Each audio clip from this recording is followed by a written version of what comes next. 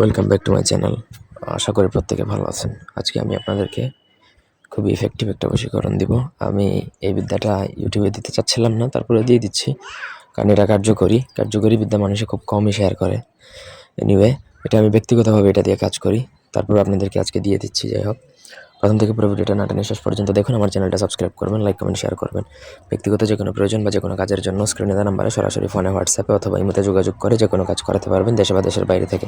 মাহবুবকে নিজের প্রতি দিওয়ানা করে ফেলতে পারবেন এটা দ্বারা। তো আপনি যদি আপনার মাহবুব, সে আপনার প্রেমিকা হতে পারে, স্ত্রী হতে পারে, বা আপনি কাউকে ভালোবাসেন, তাকে করতে পারেন।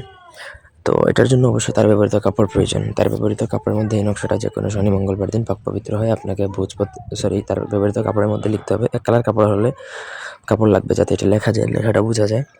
এটা আমার ভাষায় লেখা, খুবই সাবধানে লিখবেন, কোনো ভুল করবেন না। ভুল করলে কিন্তু নিজের ক্ষতি হতে পারে বা কাজ হবে না। তারপর তার ব্যবহৃত কাপড়ের মধ্যে এটা লিখবেন মেশকো জাফরানের সাথে আম্বরের কালি মিশিয়ে।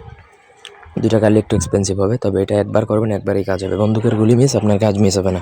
আমি এই বিদ্যা যতবার আজ পর্যন্ত যতজনের উপর প্রয়োগ করছি, একবারেই কাজ করছে।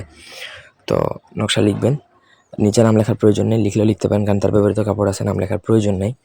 নাম লিখলেন। তারপর আপনাকে সেই নকশাটা একটা ফুলের টবে পুঁতে দেবেন।